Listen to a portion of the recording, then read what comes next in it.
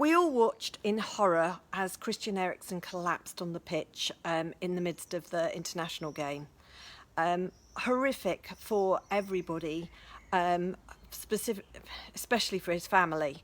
However, it was a real reminder as to how important basic first aid is, CPR skills are, and these defibrillators are, how they really do combine together and save lives. So, key thing to know is, first of all, he collapsed. Initially, he was unconscious and he was breathing. So, somebody was able to spot that he was unconscious, lying on his back. They needed to ensure that his airway was open and remained open. When you are unconscious, if you're lying on your back, your tongue will flop back and block your airway. It is natural, it happens.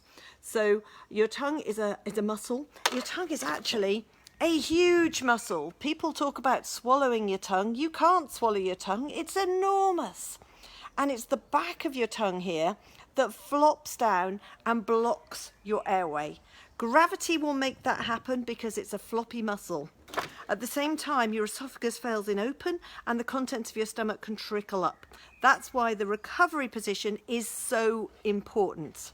So if you are lying on your back and you are left on your back, your tongue will flop back and it will block your airway. So if your airway is blocked, you will not be able to get the air down and you won't be able to breathe. So really important that you open the airway, check that they're breathing, and if they're unconscious and they're breathing, that you put them in a position where the tongue will flop forward and the contents will drain out. Now, next most important thing, keep checking that they're breathing. Back of your hand, keep checking, because they put Christian Eriksen into the recovery position and they kept checking. If you don't keep checking, then if they stop breathing, you're going to miss it. So really important, keep checking their breathing. He stopped breathing. They then had to roll him onto his back and do CPR, give him cardiopulmonary resuscitation, which means pushing on the chest to squeeze the heart, to pump the blood round the coronary arteries to keep the heart healthy and get the blood to the brain so that you're not deprived of oxygen to your brain. So they were pumping on the heart, so giving proper CPR, and at the same time somebody was running up with one of these defibrillators.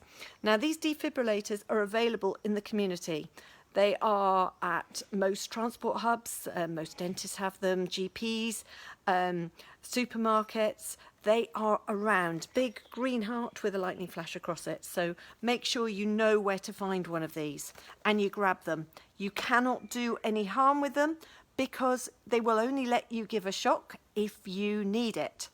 So if you are giving CPR to someone who is unconscious and not breathing, and you haven't got one of these, your chances of survival are only about 6%. If you are giving CPR and you have one of these and you can get these on the chest within 3 minutes, your chances of survival jump from 6% to 74% or thereabouts. So these save lives. Now they don't jumpstart like jump-starting a car. They stop the heart so that your heart's backup system can put it back, like rebooting a computer, put it back into the right system and into the right rhythm again. And we saw that happen. So Christian Eriksen will now need secondary care and support to ensure that he continues to be able to live a healthy life. However, it was a really clear reminder to all of us of the importance of first aid and how these skills save lives. Please, please, please skill up your children, skill up your partners, skill up your friends. Make sure everybody knows how to give CPR, use one of these and administer basic first aid in an emergency. Please share if you find this useful and helpful, and thank you very much for listening.